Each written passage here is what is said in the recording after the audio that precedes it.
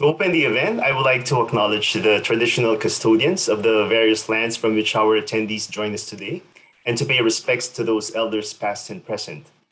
Welcome everyone to the Philippine Social Science Seminar Series, or PhilS4 webinar. This series is sponsored by the Sydney Southeast Asia Center, the University of the Philippines Diliman, Humboldt University of Berlin, and SOAS University of London. I will be chairing this seminar on behalf of my colleague, Professor Nicole Curato, who sends her apologies for not making it to the event today. My name is Emerson Sanchez. I'm a postdoctoral research fellow at the Australian National University's Crawford School of Public Policy. I'm pleased to introduce today's speaker. Professor Ronald Mendoza is a governance and institutional reform specialist with over 25 years of experience in development policy and public administration.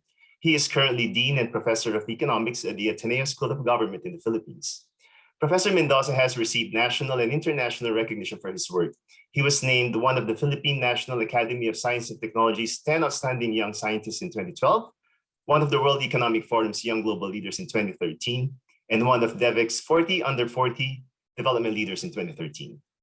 Before we hear the presentation, I'd like to remind our audience that there will be a Q&A session right after the talk.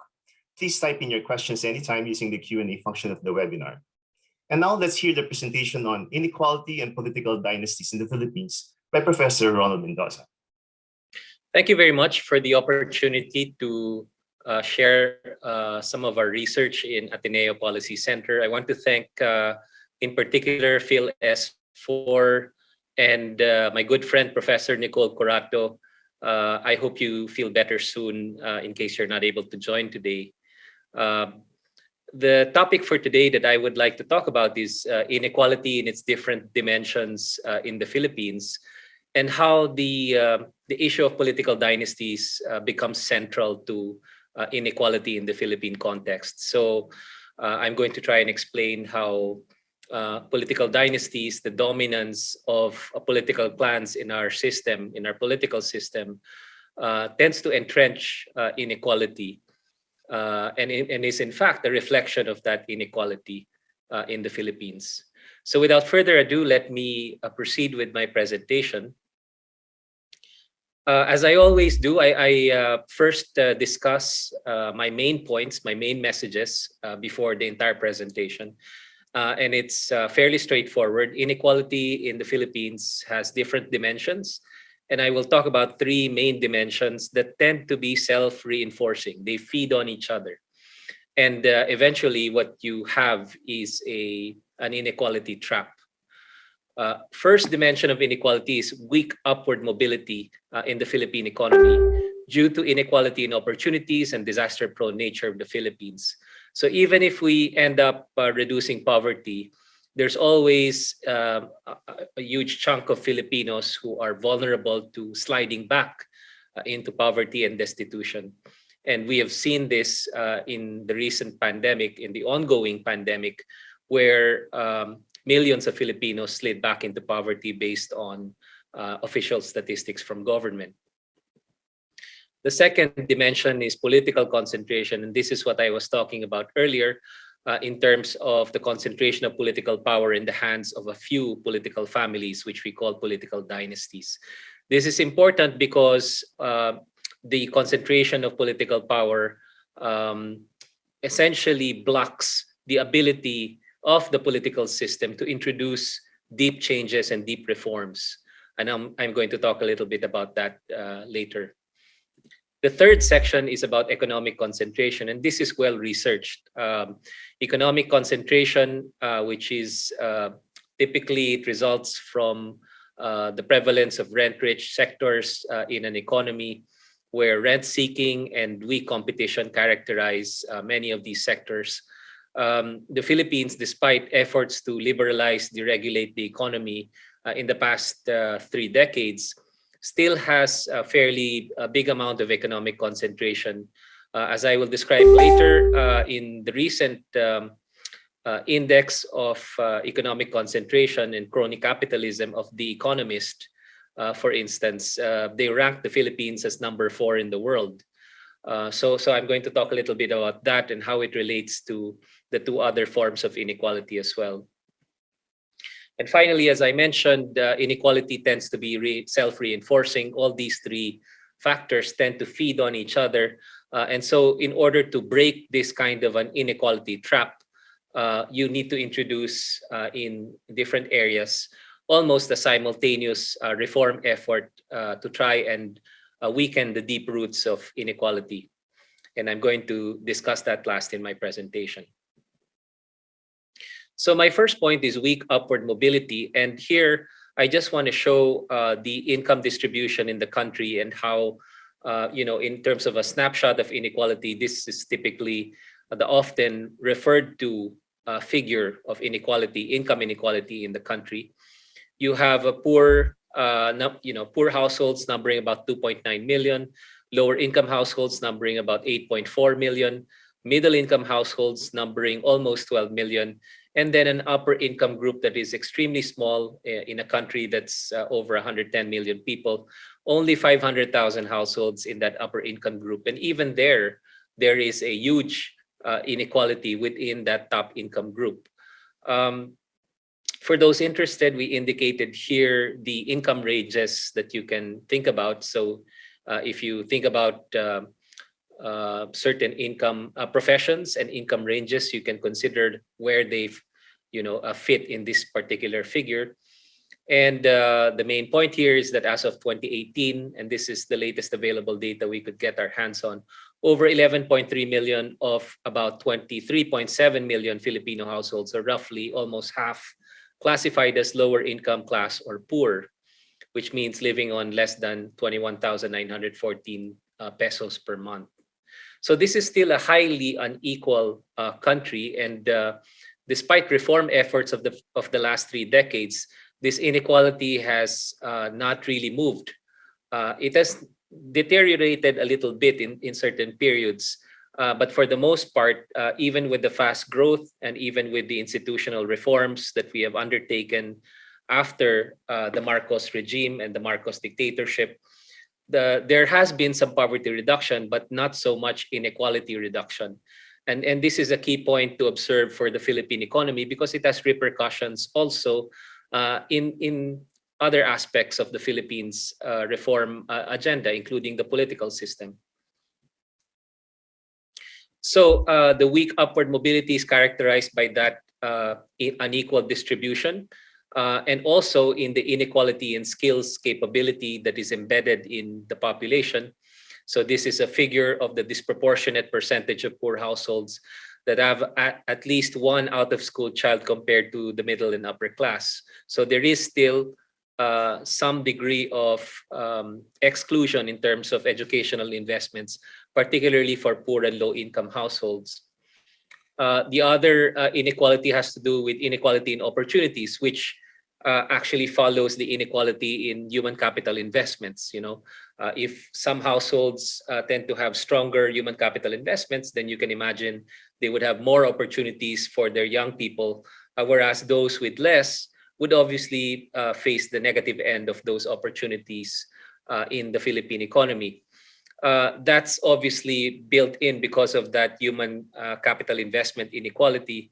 But the other part of it has to do also with the rather anemic job generating capability of the Philippine economy. So there's just not enough decent jobs being generated in the Philippines. And so those jobs that are generated are essentially not sufficient for a large number of young people, even with those with adequate human capital investments. So many of them actually end up working abroad or seeking work abroad and becoming overseas Filipino workers. That is actually the figure here.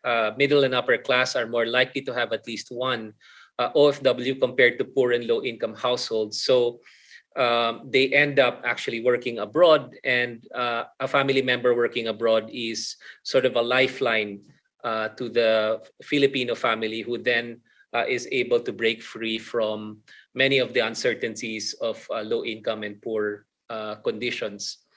So this is showing that relatively better off households tend to have more representation of at least one family member who is an OFW. The third aspect of this weak upward mobility is not just that you are unable to move up so aggressively, it's also that you get knocked down from time to time. You get knocked down very easily. And this is true for many poor and low income households in the Philippines, an inequality in their resilience to shocks. And if you can think of, without over elaborating, the pandemic adaptation responses of many households, richer households will be able to work from home. They have safer contracts at work. They have better access to insurance, including health insurance. Whereas poorer and low income households will tend to have informal contracts, no work, no pay, not enough skills to actually be able to adapt to a work from home situation. They will tend to need to risk going to work much more than a richer household, which may have more work from home options. And so that risk may translate into health expenditures and also health risks. Children from poorer households may also have weaker connectivity just by default because they don't have the access to these often expensive, relatively expensive interconnectivity services. And so you have what is being characterized as an unequalizing effect of pandemic and shocks. So this is just a quote I picked up. We are not all in the same boat. We are all in the same storm. Some are in super yachts, meaning they're able to weather the storm well, while others just have the one oar. And of course, that refers to many poor and low income households who are not so well adapted or not so capable of adapting to these shocks. So this is just an image of the poverty reduction trend of the Philippines between 2015 and 2021. And further to the point I raised earlier that there is a large probability of many Filipinos sliding back into poverty with different types of shocks. And the recent and the ongoing pandemic is no different. So while we were able to reduce poverty between 2015 and 2018 on the back of very, very aggressive economic growth, reduced by about 4.1 million, the poverty again increased during the pandemic period when we had what is often characterized as the world's longest lockdown because of our inability to contain COVID-19 and the inability to sort of keep the economy operating while mitigating the risk of the spread of COVID-19. Philippines is not exactly a stellar example of pandemic management. And so the result was that there was an additional 3.6 million Filipinos who slid into poverty during this period. The second aspect of inequality, so that first aspect is weak upward mobility. And because of that, many Filipinos tend to be stuck in a vulnerable state or a state of poverty. So the political concentration the political system can actually introduce changes to that. And you would think that the reforms would be forthcoming to try and begin to fix that. But that's unfortunately not necessarily the subject of political discussions, nor the main topic of political debate during an election, which you would expect right now, since we are mere months away from national elections. Unfortunately, there's not enough accountability built into the electoral process to trigger those deep discussions of what needs to be done. And part of the reason for this, based on many analysts who are looking at the political situation, is the degree of political concentration in the political system and the lack of political competition. So you're not driving that accountability mechanism in the electoral system. So what does lack of political competition in the Philippines look like? Well, in the post-Marcos era, there has been a rise of what my good friend Alex Lacson, a reformist in the Philippines, calls mini-dictatorships. It's essentially the rise of many political dynasties who tend to dominate local politics and increasingly also national politics. There are two main types of dynasties I want to note based on our research: a thin type where they follow each other sequentially over time, and then a fat dynasty type, yung matabang dinastia in Filipino. And that is the simultaneous occupation of elected positions within a particular jurisdiction by a particular political clan. So what does this look like first? Well, Fat Dynasty politicians with 2 or more family members in office, we counted all of them across the Philippines, and we actually have the largest data set on Philippine local leadership right now. And we found that 80% of governors, 67% of congressmen, and 53% of mayors are, they belong to Fat Dynasty or Fat political clans, clans with 2 or more family members occupying elected office. And over time, if you're going to look at this, snapshot of our data set, the Fat Dynasties are dominating local politics more and more in the different positions, from governor to councilor. The other way to look at this is, what are the impacts in terms of governance and in terms of, the impact on the economy? Well, the political inequality often translates to and is a reflection of the inequality in wealth in the country. So just want to show you a snapshot of 2 senators who basically got elected from 2009 to 2012 and from 2013 to 2019. And this is their statement of assets and net liabilities. And clearly they're becoming wealthier over time. Senator 1, I will not mention the real name, was 0.95 billion in wealth, in net assets and liabilities in 2009. It became 1.45 by 2012. And then Senator Juana was 1.63 in 2013. It became 3.53 by 2019. Now, the kicker here is that actually Senator 1 and Senator Juana belong to one family. They are actually husband and wife. And we are looking at polls right now that suggest that Senator Juana's son may actually end up being elected a senator also in a few months, so that we will have a mother and son senator tandem in our Philippine Senate. The other thing we're monitoring there is that there is the potential for a brother and sister senatorial tandem also, based on the recent polls, as well as a father and daughter senatorial tandem. So there will be at least 6 senators that have relationships, not just with other elected officials, but within the Senate itself. We have never had this before. And this kind of pattern suggests that deep concentration of political power. At the local level, which is really much of what we focus on, and then we focus on their impact on economic development, we can also show some figures of political concentration. This is one political clan in Lanao del Sur, the Adyong clan. In 2004, they had 2 family members, and by 2019, they have 5 family members in office. And during their expansion of family members in office, you have a concurrent deterioration of poverty in their particular province, rising from 44.7% poverty incidence in 2016 all the way to 71.2% poverty incidence by 2018. Meanwhile, their family is actually beginning to dominate the politics of that particular province. Now, we have this particular figure for all of the provinces in the Philippines, and we track them over time.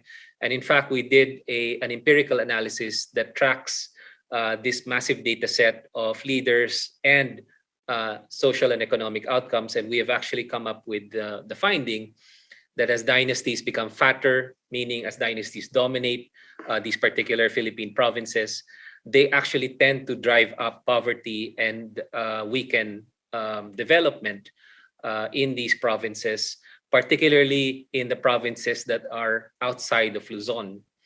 And our explanation for that is one that tries to nuance the importance of checks and balances. Outside of Luzon, there would be weaker checks and balances applied from other democratic stakeholders like media, academe, business, church groups, and other democratic stakeholders. So it's actually one, you have less checks and balances by their very nature as fat dynasties. There are no other politicians or few other politicians who can actually contest them. And second, the democratic stakeholders tend to be far weaker as you go outside of Luzon, which is actually the fast-growing main island of the Philippines. And so it sort of makes sense in that way. So the Tansin Sulu, this is just another figure. As I mentioned, we have many more of these figures. They have 3 family members in office in 2004, rising to 8 in 2019, and poverty, meanwhile, increases from 40.7% in 2006 to roughly 83% by 2018, and it really severely worsened in recent years. The other way dynasties are actually dominating is by basically playing musical chairs. There is a term limit rule in Philippine politics where you cannot stay for more than 3 successive elections in a particular position. And what the politicians do is they basically just replace each other and jump from one position to the other while the other relative jumps to the position just vacated. So just want to show you the history of one particularly powerful political clan in Ilocos Norte, the Marcoses. They are, of course, related to the dictator. And when we actually kicked out the dictator in 1986, they were not well represented in local politics for some time. But in 1998, they began their comeback with Bongbong Marcos being elected as governor, and let's see, this is Amy Marcos being elected as congresswoman in 1998, which is roughly just about 12 years after the EDSA revolution. And you can see that as some family members are actually moving up in terms of more powerful positions, both in the province and then later at the national level. Bongbong Marcos becomes first a congressman in 2007 and then a senator by 2010. And later on, this is followed by Amy Marcos, who then also becomes a senator shortly thereafter and is a senator right now.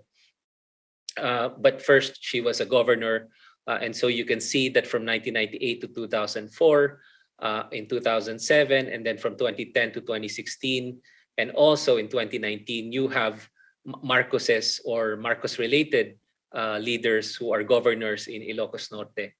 And of course, the congressional position is also quite dominated by their family members. There is an innovation in our democracy, which was supposed to begin to represent different underrepresented groups in the country: fisher folk, the poor, the education sector, teachers, young people. And this was called the party list. And it was an innovation that was produced after the EDSA revolution.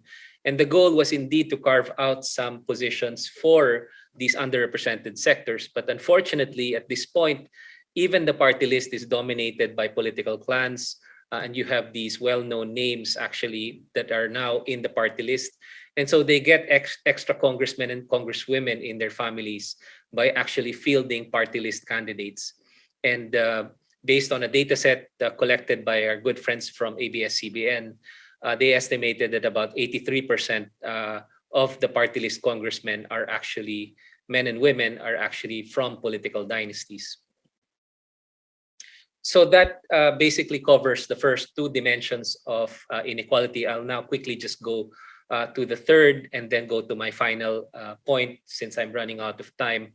The third point is the economic concentration. This is well studied, and so I don't feel like I need to elaborate more fully on this. Are wealthy, and this is just a figure of our top billionaires in the country as reported by Forbes. And we tracked where exactly, which sectors they're invested in. And we see in the red dots that you see there that many of them actually have exposure, investments in sectors that are in economics deemed highly rent rich, meaning there's a lot of rent to be extracted in these sectors due to a combination of factors such as heavy regulation, heavy protection, and so on and so forth. So it's political connections and power connections that allow them to continue to generate wealth in these sectors that are not necessarily characterized by high competition and high competitiveness that they are actually investing heavily in. Now, the blue dots, on the other hand, are those sectors that tend to be much more competition oriented, and there is less exposure of our richest Filipinos in these sectors. If you look at this snapshot, I don't have time right now, but if you look at this snapshot in other countries that are rapidly industrializing or have managed to rapidly industrialize, there are far less red and far more blue dots. In the Philippines, there's still a lot of red dots, meaning our richest are actually still heavily invested in sectors that tend to generate wealth not based on competitiveness, but based on connections. Um, the other point, which I mentioned earlier, and I'll just sort of touch on this quickly, is that the Philippines is ranked high in the Economist's Crony Capitalism Index for 2021. It's actually up there, sandwiched between Russia and Ukraine. Russia, which is #1, and Ukraine, which is #5. And again, the way I explained this, Singapore is actually up there as well. This is just a rough measure of the wealth of the richest as a share of the total GDP of a country. So the way I would explain this when I'm asked is, it's not necessarily bad to have really wealthy people in an economy if they are actually investing in ways that drive competitiveness, that are actually creating more export markets for the country and creating more jobs.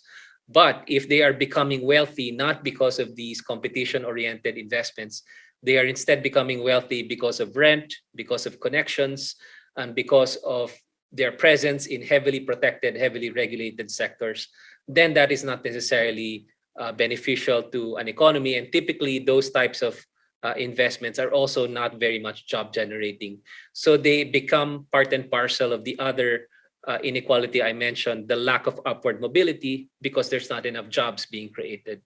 And there's not enough jobs being created because there's a lot of incentive to stay in sectors that are dominated by the wealthy, but don't necessarily contribute to competitiveness and inclusive development for the country.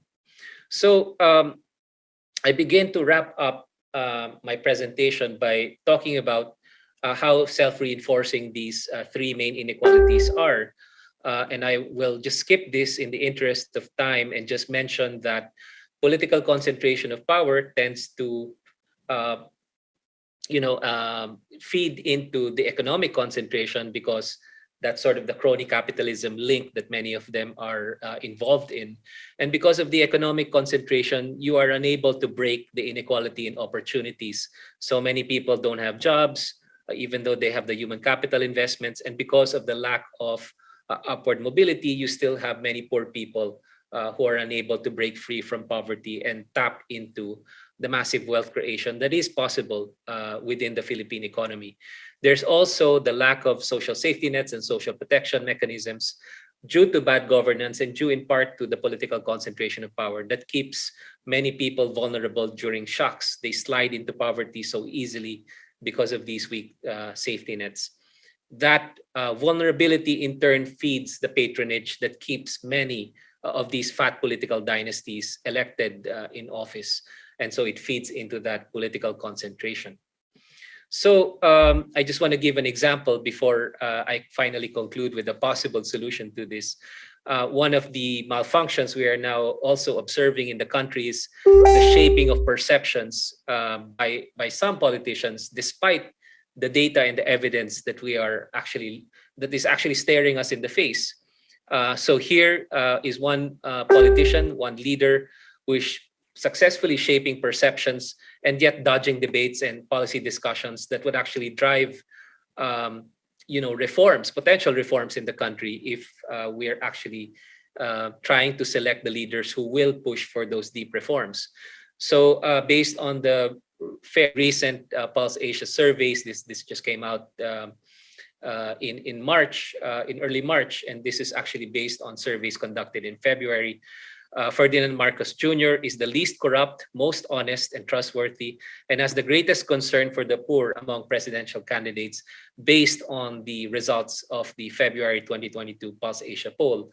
So this sort of flies in the face of the reputation of that particular family name, and it also reflects what I think is a deep malfunction in our political system that allows many of these political clans to thrive despite the need for clearly the need for changes that will reduce inequality in the country. I end very quickly with a discussion of the possible reform agenda. Here I will just point out a threefold reform agenda that could help break the inequality trap in the Philippines. The first part has to do with stronger social protection and stronger upward social mobility thanks to job generation and stronger investments. And that will have to tap into the second reform agenda, which is improved competition, greater economic openness, but at the same time, the kind of openness that builds the supply side capabilities of Philippine sectors and Philippine communities so that they can participate in the increased opportunities that openness brings about. So I believe as an economist that we are doing a good job in liberalizing the economy, but we are not doing a good job in terms of improving the governance of our supply side response. And this is the challenge right now, and this is what is producing non-inclusive development for the country. The last part has to do with a reform that will reinforce these two sets of reforms, which is to regulate dynasties, improve accountability, which improves accountability of electoral processes because they are not just dominated by political clans, and alternative leaders may then get a stronger chance to compete against them and win based on reform agendas and policy innovations. The other, of course, reform has to do with strengthening political parties, which you will need also to supply those alternative leaders that I spoke about. So this, in a nutshell, is my research on inequality as it touches on several dimensions in the Philippines. And thank you so much for the chance to present this to you today. I'm sorry if it went a little bit over the time limit, but I do appreciate the chance to share this with you. And I look forward to our discussion. Thank you. Thanks so much for that compelling presentation on the inequality trap and the issue with political dynasties. So I really like the inclusive recommendations at the end. Often when I hear presentations about socioeconomic problems, I'm always curious about, what are the possible pathways that could address these issues. So I really found those really helpful in terms of wrapping my head around those issues. Maybe something I'm not sure, Professor Mendoza.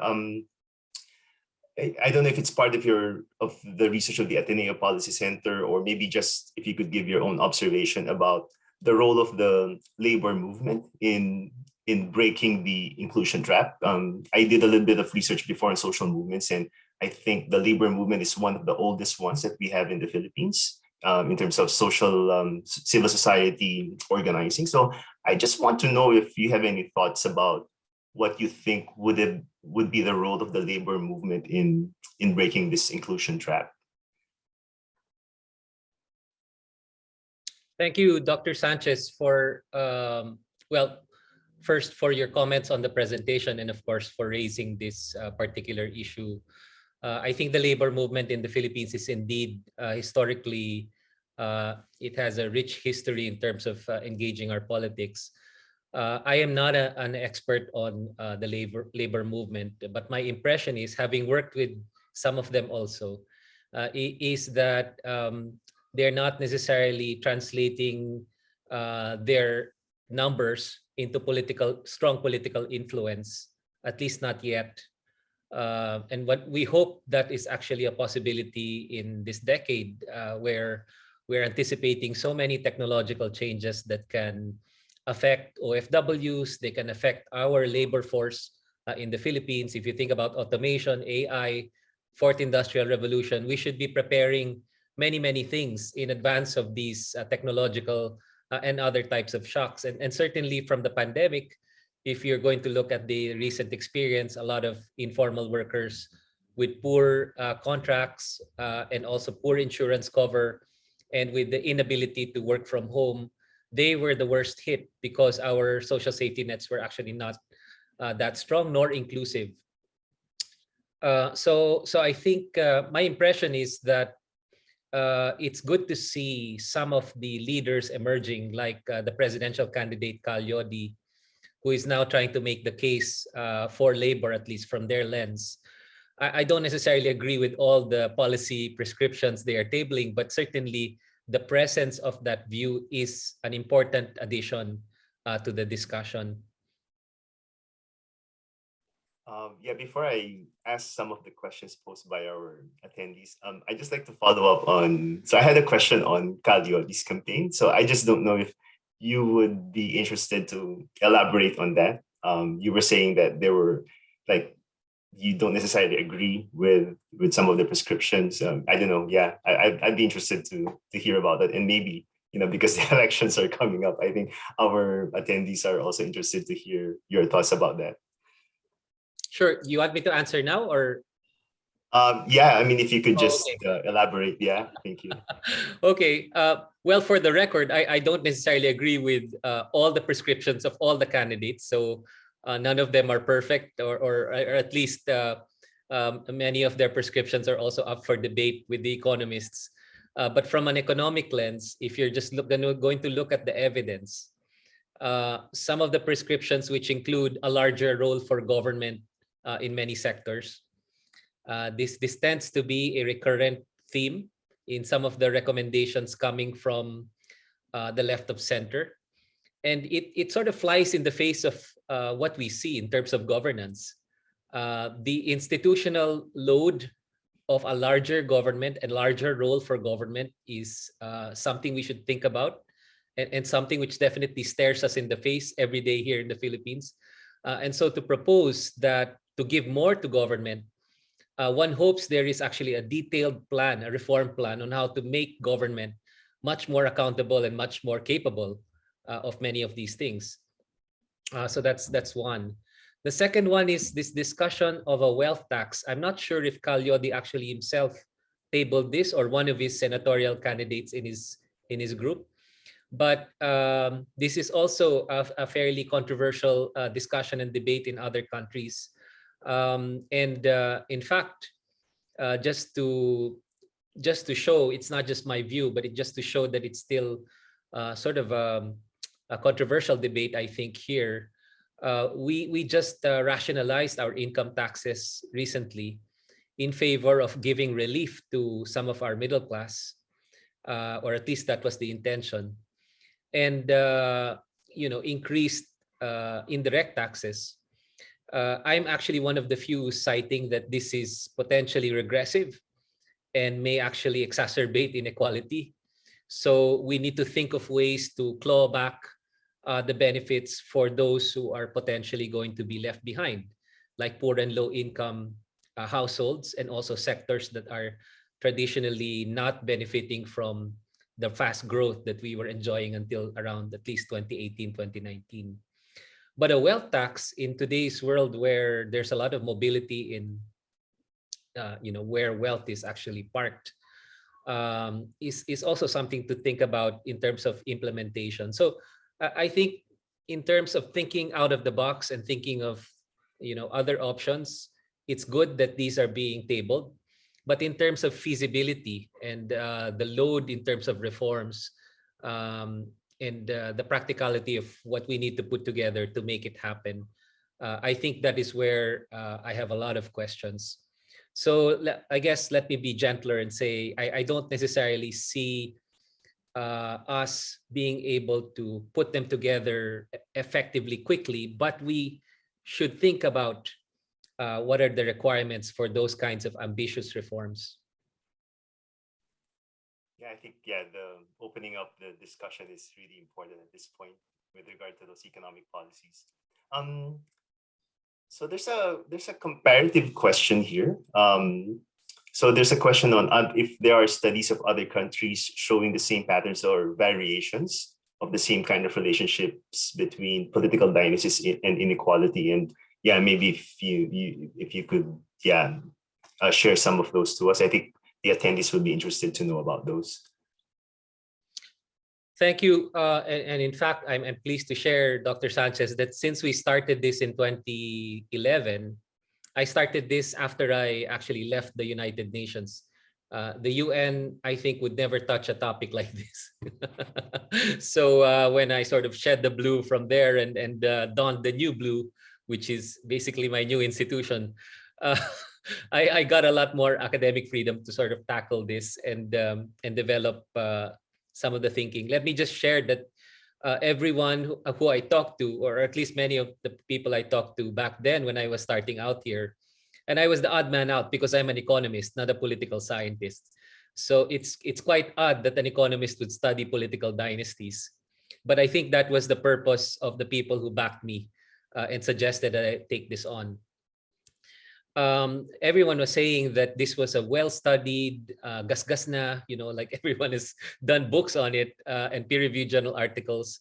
But we did something very simple that no one appeared to have done yet, which is to count them, and then to empirically analyze how that count is associated statistically, econometrically, with social and economic outcomes. And fortunately, and this is the answer to your point, many other countries have actually started to look at this. I don't want to claim that we're the first, but certainly I think we're one of the first. I've seen studies in Argentina, studies in Japan, studies in India, and even a World Bank study, which I'm very happy that the World Bank is finally touching governance issues like this one, which shows that the political concentration of power results in relatively less effective governance and less effective public economic policies, which is then the channel towards poorer development outcomes or less inclusive development outcomes.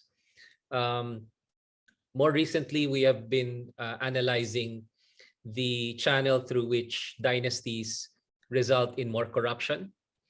And then we have been studying also the channel through which dynasties result in more violence and terrorist attacks to the extent that, it's all tied to governance. So governance can affect you in so many different ways through poverty reduction, through attracting investments, through national security, and through responses to climate change and different types of shocks.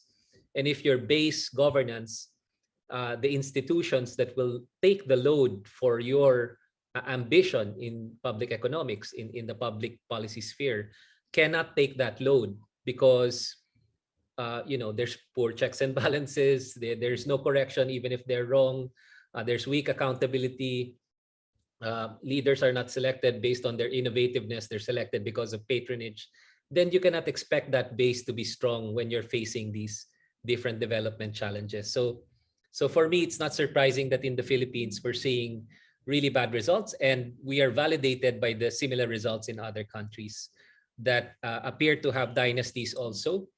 And I would just hasten to add that the only difference, it seems, is that in the Philippines, the dynasties tend to be more numerous and fatter. That this is not the case in the other countries that I've seen. The closest, I think, are the Indian dynasties. But in other countries, this is not, at least at the national level, as dominant as in the Philippines. Okay, thank you. Thank you for that. I'll just follow up on what you mentioned about the fat dynasties being a salient feature of the Philippine case. So there's a question here about if you think eliminating social disparity, I guess this is the question of social inclusion, will tackle the issue of dynasties. Like, is it the main feature that would, I think that's what I understand by this question. Is it the main feature that will actually address the issue of fat dynasties in the Philippines? Thank you to, I believe this is Professor Wang who has raised this question, and it's a very fundamental question, and I very much appreciate that he raised this. I believe the disparities are multidimensional, and they are endogenous to the disparities in politics. They interact with each other. So if you erase the disparities in politics, will it erase the disparities? I think this is what he's asking, right? Or she's asking. In other dimensions, it could be, because the voice of the people and their ambitions are translated potentially much more effectively if they are not clients. They are not vulnerable people that they're essentially forced to keep on electing patrons, right? Through different means such as vote buying, intimidation, continued weakness. In the Philippines, there's the additional feature of utang na loob, which is debt of gratitude. So for various reasons, the voice is not really reflected in the actual leaders who are empowered. And so it is not surprising that they are not changing the status quo. So the professor's question is, if you change the politics, will it actually potentially change this? I say yes, which is why reforms such as dynasty regulation, political party reforms, so you have alternative leaders, campaign finance reforms, where you have more transparency in who donates to campaigns, and makes it a much more level playing field. I think all of these types of reforms could feed on each other and support a more competitive political environment. And that more competitive political environment, we can expect more likely, I'm not saying it will always do, but more likely will reflect the voices of the people. Now, if you actually had less disparity on the economic and social side, will it result in less dynasties? I say also yes. If you're able to build stronger public goods and public services, better mass transport, stronger and more inclusive social safety nets and social protection, a more inclusive education and health system, better social and health insurance, this is actually a citizen that is more likely to, translate his or her preferences into an actual empowered vote, and hold their leaders accountable if they see something that's not right, right? So I believe that on the other side as well is part of it. It's endogenous. And having said this, the good part is endogenous. The bad part is unfortunately endogenous as well. So if you have weak citizens who keep on falling into poverty, then guess what? They keep on running to patrons and voting for them and saying that their debt of gratitude is intergenerational. And so it's very difficult for professors like me to convince them, well, you keep on electing this family. They have not changed your province for over, half a hundred years. They're not introducing, their congressman in the family is not supporting reforms, not generating jobs. It's not improving the governance of different industries like mining, fisheries, infrastructure, and other things. So I think that's the trap, and that's why it's a trap. It's sort of endogenous, feeds into each other. And what we hope to do is to actually break away from that and sort of transition to something also endogenous, but very positive in supporting stronger citizens. I guess I just want to have a question on the current administration, because it's nearing the end of the 6-year term of the Duterte administration. I don't know if you have any thoughts or observations about what do you think as of now would be the legacy of the Duterte administration in maybe breaking or perpetuating this kind of political and economic inequalities? Okay, I guess my views are quite public, and let me just repeat some of them here in this forum. I think, and I'll be very generous by characterizing it this way. I think the reform legacy of this administration is mixed at best and detrimental to institutions at worst. Mixed because they were able to push some useful economic policy reforms that can actually help usher more opportunities for fast growth, although I am still wondering to what extent it will usher inclusive growth. At the very least, the foundations for sustained robust growth were supported by an economic team that actually kept that in place. And so I think the worst tendencies for purely redistributive and populist in that sense policies were sort of tempered, and at least some kind of discipline was applied, so that even going into the pandemic, the pre-pandemic, we were actually one of the fastest growing economies in Asia, if not the world. And we had a debt to GDP ratio that I guess half the world would kill for, because we were slowly headed towards reducing our debt to GDP ratio. The unfortunate thing is, and this is the other side, the mixed side of it, is the governance and political reforms clearly were not the priority of this administration. Their early attempts at federalism were essentially hijacked by Congress and the vested interests that want to keep the status quo. Instead of introducing dynasty regulation, they wanted to keep dynasties. They wanted to remove term limits, and they wanted to increase transfers to the provinces without necessarily improving the governance and accountability of the use of those transfers and resources.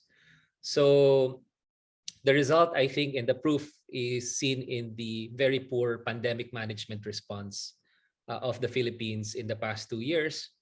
And I think this is supposed to be the wake-up call for economists as well, that you cannot just focus on economic reforms. The bad governance and the lack of political reforms will come and bite you back and stop the economic improvements also. So I'm one of the few and hopefully growing number of economists who are saying, we cannot go to the next stage of development of the country if our political system is really still captured and dominated.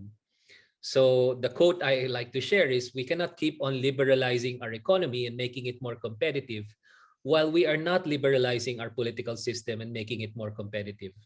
It will come back and bite us and sort of stop the economic momentum eventually. And I believe that's really where this administration has a very poor track record. They said no, or at least the president was not friendly to dynasty regulation. Political party reforms barely moved in Congress. The example in terms of the tandems running for the May 2022 elections include many fat dynasties with somewhat colorful reform and governance backgrounds associated with the last name. So let me just put it in a very generous and gentle way like that. Thanks for that. Maybe because we're running out of time, maybe for a final question. So there's a question here about if you could see any platform from the current presidential candidates that comes close to, I guess, or maybe being closely aligned to the inclusion recommendations that you had at the end of the presentation. There are many. Actually, there are many, in fairness to almost all of them, they do want to reduce poverty, they want to improve education, they want to build back better and strengthen the healthcare system. All of these things are part and parcel of that triangle of reform that I sort of mentioned earlier. In fact, I think continued human capital investments is sort of a no-brainer. Anyone with half a brain elected in May 2022 will want to continue that in order to have a good track record and a good reputation, right? The challenge actually is in terms of some of the deeper political reforms and economic reforms, such as in continued enhancement of competition and continued opening up of the economy, but not just opening up, mind you. So this is not just a neoliberal agenda. It is an opening up with a plan and good governance to strengthen the supply side. This is actually where we are failing our fisher folk, our farmers, our workers. We, with the sign of a pen, join many trade agreements and liberalization measures, but we always keep on failing on the supply side, strengthening of our own sector so that they can compete in the open, more liberalized environment. And the main reason for this is bad governance. You cannot sign that with the stroke of a pen. The opening up, you can do that with the stroke of a pen. The finance minister can do that. But the strengthening of many sectors, that's collective action. And that's good governance that you need. And you won't get that if your provinces are dominated by fat dynasties. You'll just end up importing a lot, driving down prices, and then sort of, declaring that as your victory. But it's half a victory and actually quite destructive on the supply side, because it is going to hollow out and emaciate your domestic capability, which is really where we need to get our acts together. So I believe some of them are actually at least saying this as part of the reform agenda. We need to boost our agriculture. We have to have a blue economy, strengthen our marine economy. But the proof in the pudding is really to get it done and to strengthen institutions and to have good governance. And that's where you get to that most important part of the triangle, which is dynasty regulation, political party reforms, and campaign finance reforms, which, for the better part of 30 years has been very, very difficult for our Congress, which is dominated by the very same interests that benefit from the absence of those reforms. So that's the that's the main dragon this next president needs to take down. And you can only want to take that down if you're not part of the dragon. Also, you're not one of the heads. So we are hoping for a reformist administration that takes over in May 2022. Okay, well, with that clear note, on behalf of the sponsors and attendees, I'd like to thank you again, Professor Ronald Mendoza, for giving your time. It was a very engaging presentation and conversation, and we hope to see everyone at the next seminar. Thank you so much. Thank you very much, Dr. Sanchez, Nicole, Arian, and our good friends from PhilS4.